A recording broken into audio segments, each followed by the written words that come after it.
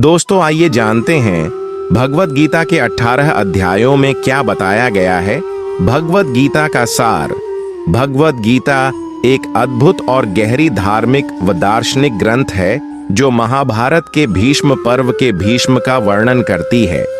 यह ग्रंथ भगवान श्री कृष्ण के द्वारा अर्जुन को दिए गए उपदेशों का संग्रह है जो जीवन के विभिन्न पहलुओं, कर्म, भक्ति, योग और आत्मा के स्वरूप को लेकर है। गीता का संदेश न केवल धार्मिक दृष्टिकोण से महत्वपूर्ण है, बल्कि यह जीवन को समझने और उसका उद्देश्य प्राप्त करने के लिए एक अमूल्य मार्गदर्शन भी है। गीता के प्रत्येक अध्याय में भगवान श्री कृष्ण ने अर्जुन के शंकाओं का समाधान किया और उसे जीवन जीने का सही तरीका बताया। यह ग्रंथ कुल 18 अध्यायों में बंटा हुआ है और प्रत्येक अध्याय में एक नई गहराई और दृष्टिकोण दिया गया है। पहला अध्याय अर्जुन विषाद योग के नाम से प्रसिद्ध है। इस अध्याय में अर्जुन युद्ध भूमि पर खड़ा होकर अपने रिश्तेदारों, गुरुजनों और मित्रों के खिलाफ युद्ध करने में असमर्थ महसूस करता है। उसका मन अशांत है और वह इस युद्ध को लड़ा नहीं पाता, क्योंकि उसे यह समझ में नहीं आता कि उसे किसके खिलाफ युद्ध करना चाहिए। उसका मन उलझन में है और वह भगवान श्री कृष्ण से मार्गदर्शन प्राप्त करने के लिए उनकी ओर मुड़ता है। इस अध्याय में अर्जुन की मानसिक स्थिति का विस्तार से वर्णन किया गया है, जो जीवन में अक्सर अनुभव होने वाले संकोच, द्वंद्व और भ्रम को दर्शाता है। दूसरा अध्याय सांख्य योग या ज्ञान योग का है। इस अध्याय में भगवान श्री कृष्ण ने अर्जुन से कहा कि आत्मा अमर है और शरीर नश्वर है। शरीर का नाश होता है, लेकिन आत्मा कभी नहीं मरती। अर्जुन के भ्रम को दूर करते हुए कृष्ण ने उसे जीवन का वास्तविक उद्देश्य बताया। कृष्ण ने कर्म के महत्व पर भी बल दिया और यह बताया कि कर्म को बिना किसी फल की इच्छा किए करना चाहिए। इस अध्याय में श्री कृष्ण ने ज्ञान और कर्म के बीच संतुलन बनाने की आवश्यकता को स्पष्ट किया और जीवन के उच्चतम उद्देश्य को जानने की प्रेरणा दी। तीसरा अध्याय कर्म योग के नाम से प्रसिद्ध है। इस अध्याय में भगवान श्री कृष्ण ने अर्जुन को कर्मों के महत्व के बारे में बताया और यह समझाया कि कर्म ही जीवन का आधार है, लेकिन इस कर्म को भगवान को समर्पित करना चाहिए, न कि स्वार्थ और इच्छाओं के लिए। कृष्ण ने कहा कि व्यक्ति को अपने कर्मों से नहीं बंधना चाहिए और न ही कर्मों के परिणामों पर कोई मोह रखना चाहिए। कृष्ण ने अर्जुन से कहा कि हर व्यक्ति को अपने कर्तव्यों का पालन करना चाहिए, चाहे वह कोई भी स्थिति हो। चौथा अध्याय ज्ञान कर्म संयोग योग है।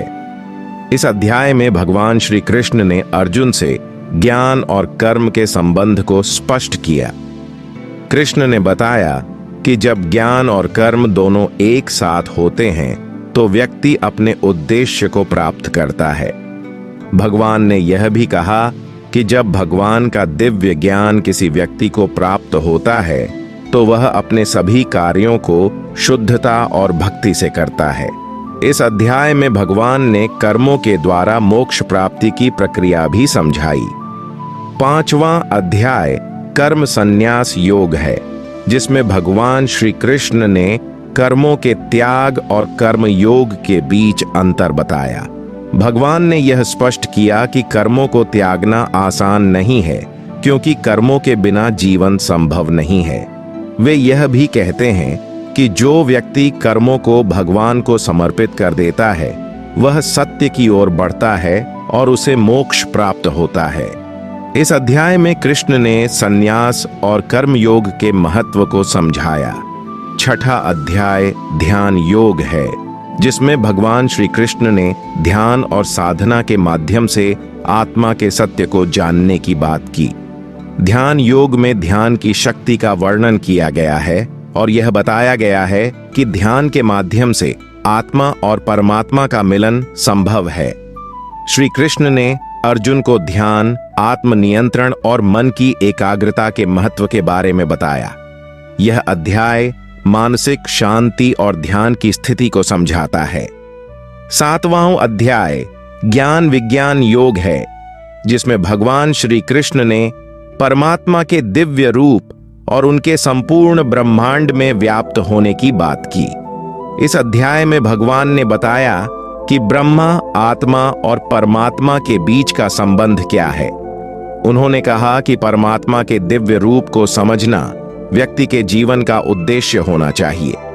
भगवान ने यह भी कहा कि जो लोग पूरी श्रद्धा और विश्वास के साथ भक्ति करते हैं वे परमात्मा के साथ एक हो जाते हैं। 8वां अध्याय अक्षर ब्रह्म योग है, जिसमें भगवान श्री कृष्ण ने आत्मा और परमात्मा के अद्वितीय स्वरूप को स्पष्ट किया। इस अध्याय में आत्मा के अमर होने की बात की गई है और यह बताया गया है कि जो व्यक्ति इस सत्य को समझता है वह मोक्ष प्राप्त कर सकता है। भगवान ने यह भी कहा कि जो व्यक्ति परमात्मा के ध्यान में रहता है वह जन्म और मरण के चक्र से मुक्त हो जाता है। 9वां अध्याय राज विद्या राजगुह्य योग है, जिसमें भगवान श्री कृष्ण ने अपने सर्वोत्तम ज्ञान और रहस्यों को अर्जुन के सामने प्रकट किया। भगवान ने यह कहा कि यह ज्ञान साधारण नहीं है, बल्कि यह राज विद्या और राजगुह्य है। यह ज्ञान आत्मा के शाश्वतता और ब्रह्मा के दिव्य रूप को जानने का मार्ग है। भगवान ने यह भी कहा कि जो व्यक्ति इस ज्ञान को ग्रहण करता है वह जीवन में संतुष्ट और शांति से भरा रहता है। 10वां अध्याय विभूति योग है, जिसमें भगवान श्री कृष्ण ने अपनी दिव्य शक्तियों और गुणों का वर्णन किया। उन्होंने बताया कि वे सभी जीवों और सभी ब्रह्मांडीय शक्तियों में व्याप्त हैं। भगवान की ये दिव्य शक्तियां उनके असीमित रूप का प्रतीक हैं, जो हर जगह और हर वस्तु में मौजूद हैं। कृष्ण ने अर्जुन से कहा कि जो व्यक्ति इन दिव्य शक्तियों को पहचानता है। दोस्तों, अगर अभी तक आपने हमारे चैनल को सब्सक्राइब नहीं किया है तो कृपया सब्सक्राइब कर लीजिए। 11वां अध्याय विश्वरूप दर्शन योग है, जिसमें भगवान श्री कृष्ण ने अर्जुन को अपना दिव्य रूप दिखाया। इस अध्याय में भगवान का विराट रूप दिखाया गया, जिसमें सभी देवता, आशे और समस्त जीवों का समावेश था। अर्जुन ने भगवान का यह विराट रूप देखा और उसने समझा कि भगवान ही सृष्टि के कर्ता हैं। इस दर्शन ने अर्जुन के भ्रम और संकोच को पूरी तरह से समाप्त कर दिया। 12वां अध्याय भक्ति योग है, जिसमें भगवान श्री कृष्ण ने भक्ति के महत्व को बताया। उन्होंने कहा कि भक्ति वह मार्ग है जो व्यक्ति को परमात्मा के साथ एकाकार करता है। भक्ति में श्रद्धा, विश्वास और प्रेम होना चाहिए। भगवान ने कहा कि भक्ति से आत्मा शुद्ध होती है और व्यक्ति को मोक्ष की प्राप्ति होती है। भक्ति का मार्ग जीवन में शांति और संतुष्टि लाता है। 13वां अध्याय क्षेत्र क्षेत्रज्ञ विभाग योग है, जिसमें भगवान श्री कृष्ण ने शरीर और आत्मा के अंतर को स्पष्ट किया। उन्होंने शरीर को क्षेत्र और आत्मा को क्षेत्रज्ञ कहा। भगवान ने यह बताया कि आत्मा कभी नष्ट नहीं होती और वह शाश्वत है। इस अध्याय में शरीर और आत्मा के बीच के संबंध को समझाया गया है। 14वां अध्याय गुणत्रय विचार योग है, जिसमें भगवान श्री कृष्ण ने सत्व, रज और तम गुणों के प्रभाव को बताया। उन्होंने कहा कि हर व्यक्ति इन गुणों के आधार पर कार्य करता है और इन गुणों के प्रभाव से ही उसका जीवन निर्धारित होता है। भगवान ने बताया कि आत्मा इन गुणों से परे है, लेकिन शरीर में रहते हुए व्यक्ति इन गुणों का अनुभव करता है। 15वां अध्याय पुरुषोत्तम योग है, जिसमें भगवान श्री कृष्ण ने परमात्मा और ब्रह्मा के अद्वितीय स्वरूप को बताया।